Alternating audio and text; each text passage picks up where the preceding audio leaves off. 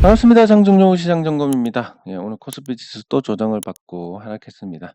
예, 결국은 근본적으로는 2600선에 대한 부담, 그리고 또 하나는 이제 금리 인상에 대한 후유증이 본격화되고 있다라는 그런 부분으로 보시면 되는데, 최근에 이제 새마을금고 관련해서 문제가 있다 없다, 아무도 모르는 거지만 예상을 해보면 문제가 없다라고 보는 게 맞을 것 같습니다. 왜냐하면 이제 새마을금고가 그동안 굉장히 운용을 잘 했는데, 예를 들면 이렇습니다. 새마을금고의 PF 투자, 부동산 투자는 대부분 선순위입니다. 그러니까 이렇게 아파트를 지을 사업지가 있으면 여기에 이제 가장 우선으로 빠져나갈 수 있는 구조가 되어 있습니다. 만약에 이 사업이 망했다, 그러면 경매로 날려서 이 사업지를 통째로 뭐 판다거나 아니면 이 땅을 회수를 한다거나 이런 과정들을 할 때 먼저 가져나갈 수 있기 때문에 실질적으로 연체율이 높지만 원금을 회수하지 못할 수 있는 그 가능성이 있는 자산은 그렇게 크지 않습니다. 예, 그리고 두 번째는 새마을금고 중앙회, 그 지점이 아니라 중앙회만 해가지고 단기 순이익이 보면 2,305억, 3,232억, 그리고 4,356억 이렇게 계속 늘어왔고 누적으로 쌓아놓은 예치금만 한 4조 원대가 됩니다. 예, 그러면 지금까지 새마을금고에서 나간 PF 규모가 한 56조 정도 되는데, 여기에서 선순위로 들어가 있는 게 대부분이기 때문에 이 정도 금액이면 부실화될 가능성이 거의 없다. 결국은 된다 안 된다의 문제에서 가장 중요한 게 뭐냐면 숫자입니다. 예를 들어서 튼튼할 거야. 예전에 우리 IMF 때 은행들 망한 거 보면 은행이 튼튼할 거야 그랬는데 망했습니다. 왜냐면 돈이 없으니까 은행에. 근데 새마을금고는 그동안 저렇게 이익을 축적을 해놨고, 그리고 새마을금고가 또 잘 대응한 게 뭐냐면 채권 시장에서 운용 쪽에서는 잘 대응을 했습니다. 금리 인상에 대비해서 미리 채권 비중을 많이 줄여놨고, 그리고 올해 초에 금리가 고점이라고 판단해서 또 채권 비중을 늘려놨습니다. 지금 이 채권을 팔아서 그 예금을 찾아가는 분들 자금을 대응을 하고 있습니다. 근데 이 채권을 뭐 급하게 파는 것도 아니고 시장 가격에 팔리고 있습니다. 왜냐하면 금리가 앞으로 올라갈 가능성이 크지 않기 때문에 채권 가격이 상승할 거다. 무슨 얘기냐면 이 채권이 금리를 6% 줍니다. 수익을 예를 들어서. 그러면 6% 주는 이 금리를 앞으로 금리 인하가 해서 새로 발행된 채권은 4%만 이자를 준다라고 했을 때 이 6%짜리는 2%의 가치를 만들게 됩니다. 그래서 이게 반영이 돼서 이 채권의 가격이 올라갑니다. 즉 앞으로 금리 인하가 된다라고 하면 채권 가격이 올라가는 구도이기 때문에, 그래서 새마을금고가 그런 쪽에서도 잘 대응을 했고 이 주식 투자도 잘했습니다. 새마을금고가. 예, 그래서 중앙회 차원에서 대응을 하면 충분히 문제가 안 될 것이고, 나중에 이제 문제가 점점 커지는 걸 방지하기 위해서 처음부터 강력한 대책을 내놨기 때문에 문제가 없을 것이다.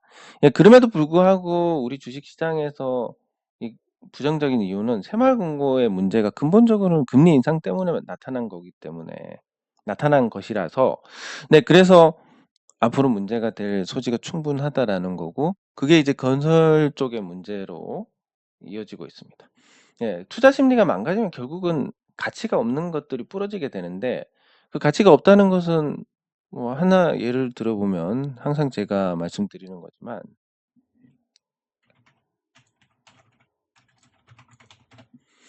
셀트리온을 보도록 하겠습니다. 저는 뭐 예전부터 제가 시종일관 말씀드리지만 이 회사가 가치가 있는 거라고는 도저히 생각을 못하는, 그래서 이 재물을 살펴보면, 이 회사의 재무 상태를 살펴보면 이렇습니다. 자산이 있는데 재고 빼니까 자산이 한 2억 5천 정도 됩니다. 그럼 매출 채권이 거의 2조입니다. 이 매출 채권은 뭐냐면 셀트리온 헬스케어에 가 있는 겁니다. 이거랑 빼니까 회사 자산이 현금 5천억 이거밖에 없네. 이게 끝입니다. 오, 그럼 부채는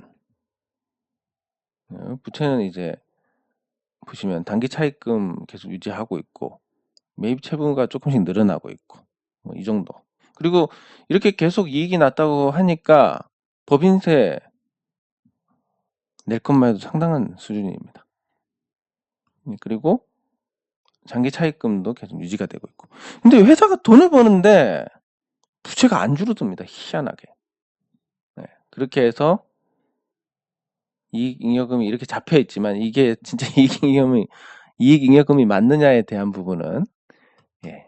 그러면 이 회사의 순자산 규모가 4조 2천억인데 이것저것 다 떼고 자산에서 부채를 빼니까 4조 2천억인데 2조 5천억 정도는 아니네. 1조 7천억밖에 없네 회사가. 근데 시가총액이 얼마냐면 21조입니다. 여기서 하나 더 셀트리온 헬스케어로 넘어오면 셀트리온 헬스케어의 순자산이 2조 원입니다. 근데 이 회사의 재고가 2조 5천억입니다.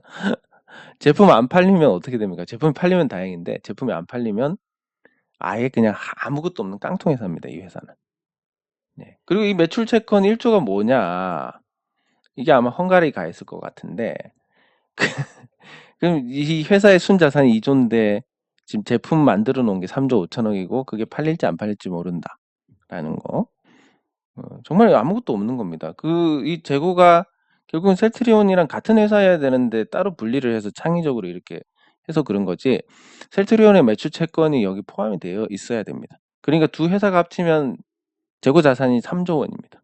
두 회사가 합치면 순자산이 6조 원 정도 되는데 재고가 3조 원에 1조 매출 채권 3조 4조 부채는 그거보다 훨씬 늘어나고 부채는 이거보다 늘고 그러면 두 개 합쳐서 계산해 보니까 가치가 없는 걸로 나옵니다.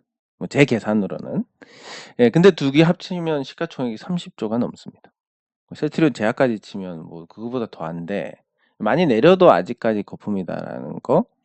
그리고 이 거품이란 건 결국은 점점 시장이 어려워질수록 점점 이런 쪽에서는 돈이 빠질 수밖에 없습니다. 왜냐하면 다른 종목들은 이게 가능합니다. 유동성이 빠지지만 계속 회사는 이익이 납니다. 그러면 회사로 계속 자금이 들어오기 때문에 계속 성장을 합니다. 회사의 가치는 계속 커집니다. 시간이 지나서. 주가는 안 올라가지만.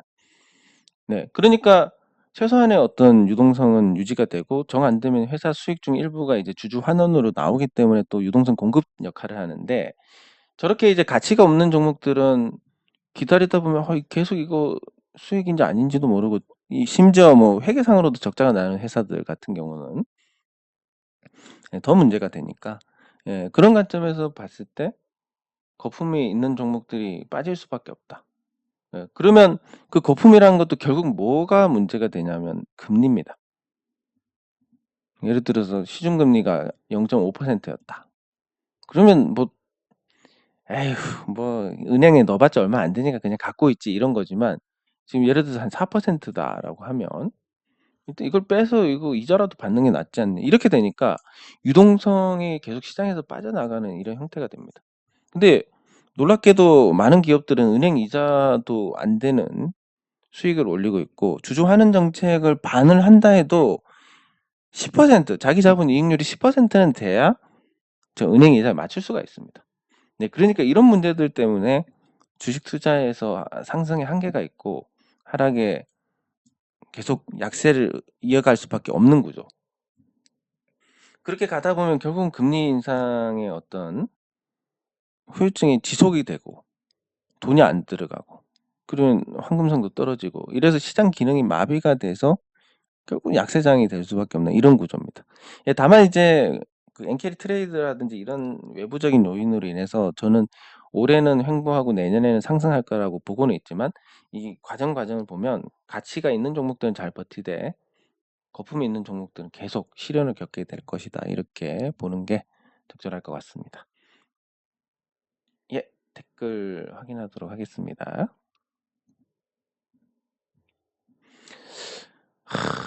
제가 참 뭐 하는 일마다 감사합니다. 항상 뭔가 최악을 생각하면 항상 그렇게 됩니다. 아이고 감사합니다. 그래서 좀 답답하기도 하고 좀 그렇고 또 이 마음을 예 맞습니다. 제가 말씀드리면 "언젠가 크게 간다." 요거는 맞는데 문제가 뭐냐면 항상 예 제가 '돈을 못 먹는다.'라는 거. 꼭 제가 팔면 올라갑니다. 아니면 못 사면 올라가고. 예. 예 참고로 이제 이 종목들도 제가 안 갖고 있고 지금 돈이 없어서 뭐 주식도 못 사고 있고 이러니까 제가 언급한 종목들이 과거에 비해서는 조금 빨리 가지 않을까 싶습니다. 예 감사합니다. 예 참 항상 뭐 이렇게 사람들 만나고 하면 예 제일 후회하는 게 입을 좀 다물고 있어야 되는데 예. 예. 수익 축하드립니다. 네. 예. 요것도 쪼끔 이따 예 다루도록 하겠습니다. 입을 다물고 있어야 되는데 예 감사합니다. 계속 수익 축하드립니다. 예. 금호건설과 SAMT. 그냥 입을 열어 가지고 꼭 마음이 찝찝하고 참 아유 이런 일이 생기는데 이 그래서 제가 이 중학교 때부터 '말을 줄여야 되겠다.' 이런 생각을 하고 살아왔는데도 이 막상 또 이 또 좋은 사람들 만나게 되면 저도 모르게 이 입이 안 다물어져 가지고 네 이 실수 같은 걸 하게 되고 참 이게 단점을 알아도 이 성향이란 건 천성이란 건 참 어쩔 수 없나 봅니다. 예 예를 들면 이런 거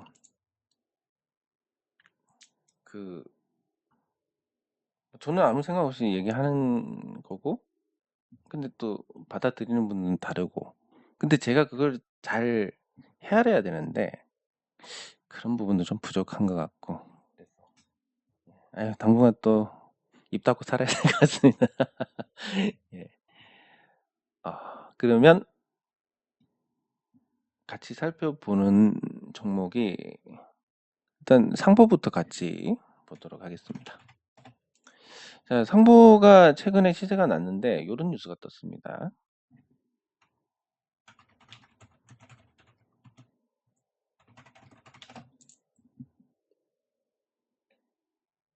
그러니까 한 달 전에 어떤 뉴스가 있었냐면 요런 뉴스가 지금 있습니다. 불투명 시트지 때문에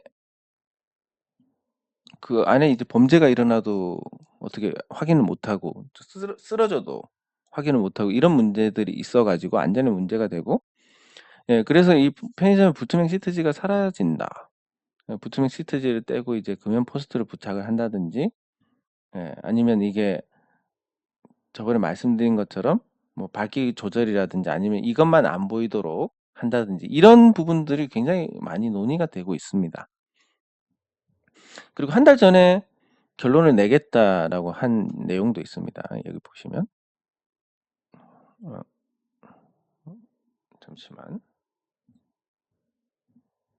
여기 보시면 동영상으로도 뭐 "불투명 가림막 손본다." 요런 게 한 달 전에 나와 있습니다. 자 이게 아시다시피 어디서 준비하는지를 제가 알고 말씀을 드렸습니다. 어디라고는 말씀을 안 드렸지만 아마 대부분 다 눈치를 채셨을 거고 그래서 그 결과물이 요렇게 1 번, 2 번의 결과물로 나왔습니다. 물론 수익을 보는 분들은 거의 없으실 겁니다. 제가 예를 들어서 요것 때문에 크게 올라갈 것 같습니다." 해서 우리가 왕창 사면 어떻게 됩니까? 왕창 사면 안 올라갑니다.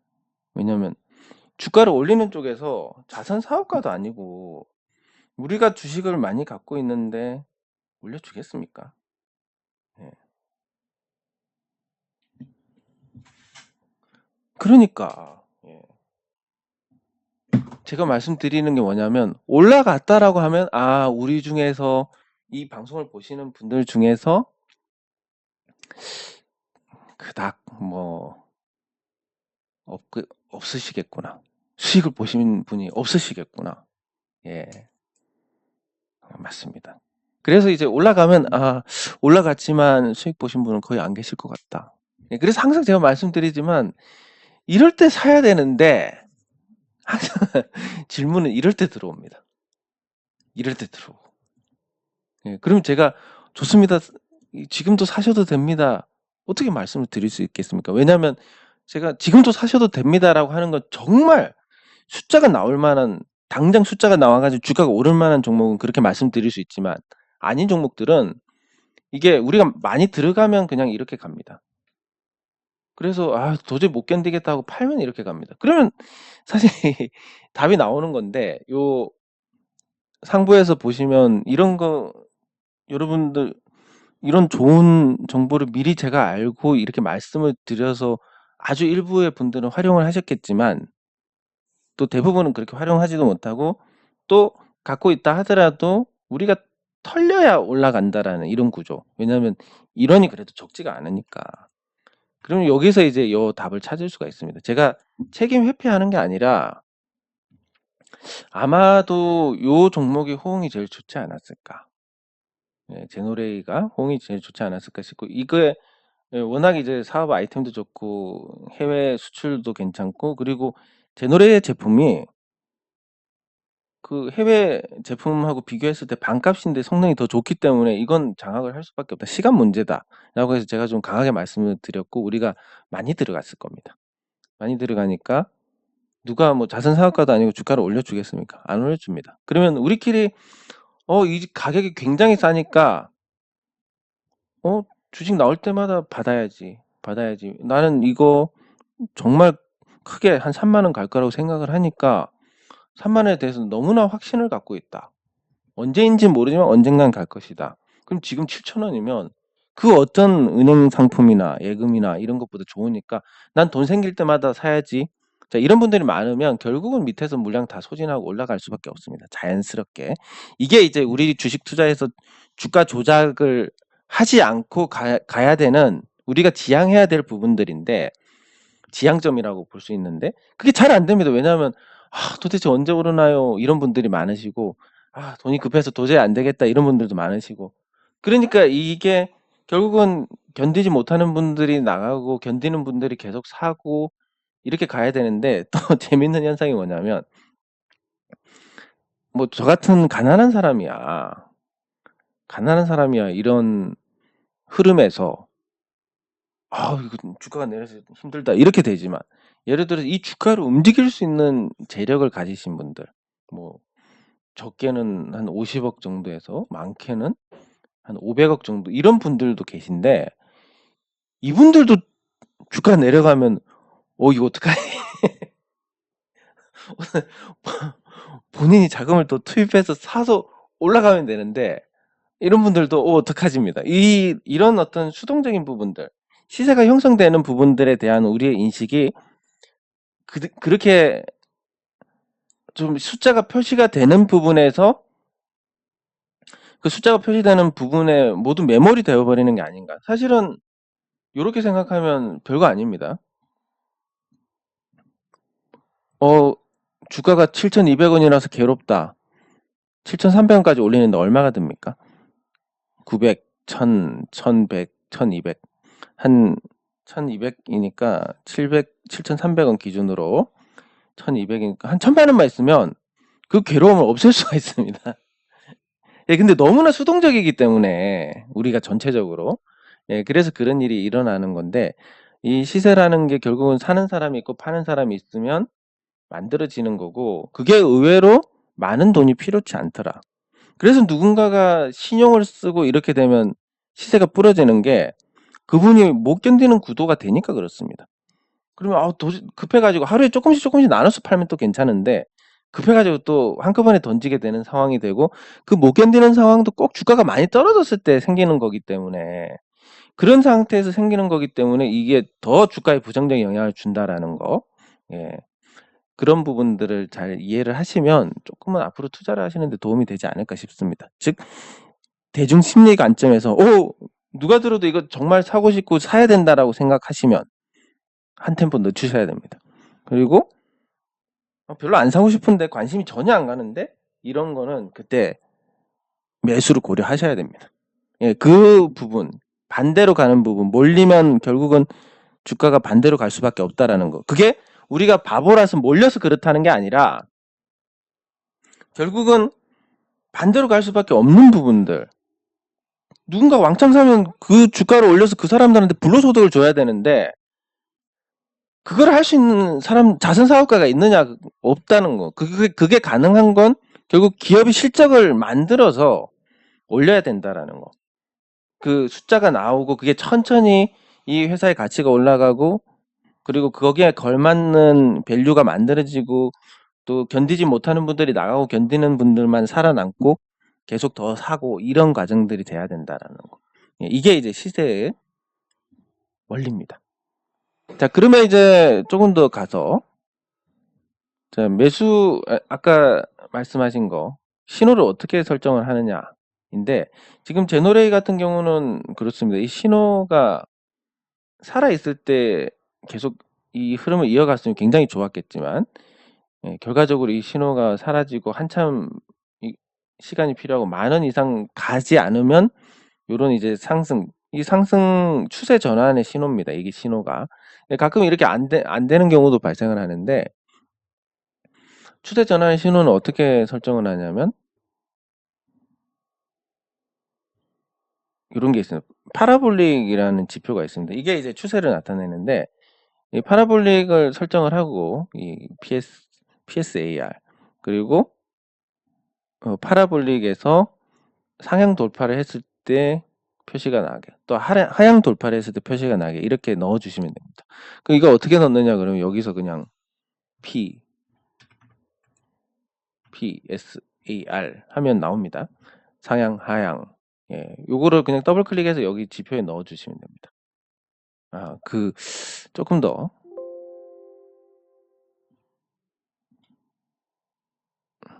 더 하면 이걸 없애보겠습니다. 근데 월봉 외에는 추세 신호기 때문에 월봉 외에는 신뢰도가 조금 떨어집니다. 이런 상태인데 지표 설정으로 가셔서 PSAR 해서 요걸 이제 추가를 하시면 이렇게 점이 똥똥똥똥 찍힙니다. 그럼 이걸 상향 돌파할 때 신호가 나오게 적용을 하면 되고 약세 구간이 아니라 하향 돌파할 때 또 신호가 나게 이렇게 적용을 하시면 됩니다. 이게 이제 월봉에서는 이게 그 유효성이 큽니다. 그러니까 월봉의 추세는 천천히 가기 때문에 한번 이렇게 추세가 형성이 되면 오래 가는 특성이 있어서 요거를 사용하시면 되고 일본 같은 데도 뭐 없는 것보다 낫지만 이게 굉장히 유효성이 높다 이렇게 보기는 어려우니까 그런 관점에서 대응을 해 나가시면 이걸 활용하시고 대응을 해 나가시면 되겠습니다. 네, 그리고 우진 프라임 말씀하신 것처럼 결국은 다 올라갑니다. 근데 이게 제가 말씀드린 게 매집형으로 갈 것 같다라고 말씀을 드렸습니다. 이게 한번 매물 소화하고 천천히 가서 괴롭혀서 가겠다. 이건데 이게 좀 강력하게 지금 반응이 나왔습니다. 이런 건 이제 보시면 양봉이 한번 나오고 거래량 없는 음봉이 나오고 또 양봉이 나왔습니다. 이게 전형적인 양음양 패턴입니다. 오래 되신 분들은 다 들어보셨을 건데 이 양음양 패턴이라는 게 뭐냐면 뭔가 호재가 있고 그게 급하게 나오는 상태. 그럼 빨리 매집을 하려면 이런 형태가 뛸 수밖에 없다라는 거. 그러면 이 우진 플라임이 어떤 이유에서인지는 모르겠지만 누군가 급하게 매집을 하고 있다라는 거. 왜 급하게 매집을 할까? 뭐 다른 건 모르겠지만 싸게 사고 있으면 뭐 급하게 매집을 하든 매집형으로 가든 기다리기만 하면 되는 거고. 그리고 왜 이런 흐름이 나올까를 추정을 해보면 앞으로 실적이 더 좋아지지 않을까. 제가 예전에 설명드렸던 것처럼 이 공간이 있는 플라스틱을 만들었을 때 충격 흡수가 더 강하다라든지 뭐 여러 가지 이제 뭐 이유가 있겠지만 굉장히 거래량이 이전에 없던 거래량이 터지면서 올라갔습니다. 이건 뭐 매집을 하고 있고 굉장히 급하게 매집을 하고 있다라는 거. 그리고 이번 주 들어서 전체 발행 주식을 초과하는 거래량이 터졌다라는 거. 그러면 뭐 이 거래량을 터뜨리면서 산 쪽이 예를 들면 여기서 물린 분들 고생 많으셨죠? 우리가 털어드리고 우리가 자폭하겠습니다. 이러겠습니까? 예, 그게 아니고 이때 거래량과 비교할 수 없는 거래량이 터졌기 때문에 한번 축제를 시작해 보겠습니다라는 겁니다. 그러면 여기서 제가 이제 여러분들께 도움을 드릴 수 있는 게 뭐냐면 월봉에서 신호가 나왔습니다. 이런 신호들은 굉장히 유효성이 큽니다. 이런 거 여기서부터 시작해서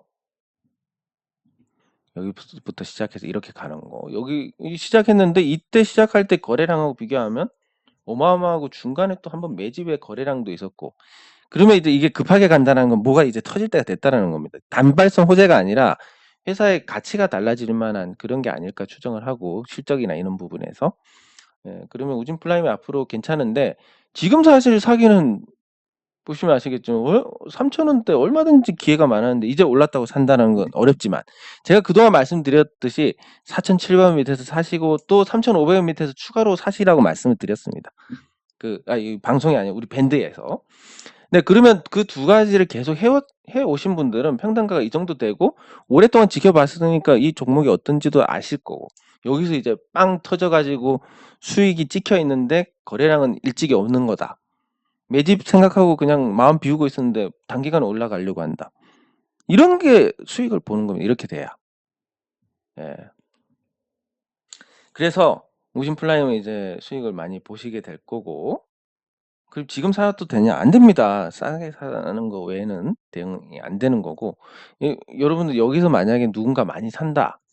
살아있는 생물이기 때문에 여기서 많이 산다 그러면 여기 다시 떨어집니다. 이거 올라서 못 사겠다. 개인 투자자들은 여기서도 못 살려고 하다 말았는데 여기서 어떻게 사냐? 못 산다. 그럼 쭉쭉쭉 올라갑니다. 그럼 나중에 시세 끝나고 거래량 터질 때 사게 되니까 그렇게 이제 올라가는 거고 누군가 왕창 산다 그러면 내려가는 거고 그렇게 되어 있습니다. 자, 그러면 이제 마지막으로 아까 말씀하신 종목들 금호건설과 SAMT 금호건설이 배당주로서 매력이 있는지 살펴보면 일단 배당 수익률이 8%를 찍고 있습니다. 이게 일회성 배당이긴 한 것 같은데 금호고속하고 최대 주주에 대한 자산 그 배당 성격이고 지금만 유지를 하면 괜찮은데 이 배당이 높게 유지가 됐던 게 이전에 이제 실적이 좋았을 때 실적이 좋았기 때문이고 지금은 연간 기준으로 보면 실적 전망이 그닥 높지가 않습니다. 그러면 이제 배당주로서 영업이익을 유지를 한다 그러면 괜찮은데 영업이익을 유지를 할 수 있을지는 지금 건설주들 상태를 보면 굉장히 부정적입니다. 그래서 배당주로서 보시는 건 안정적인 이익을 내느냐에 대한 부분이고 그게 좀 쉽지가 않다라는 거. 그리고 요거는 제외를 할 수 있는 게 좋을 것 같고 SAMT를 보시면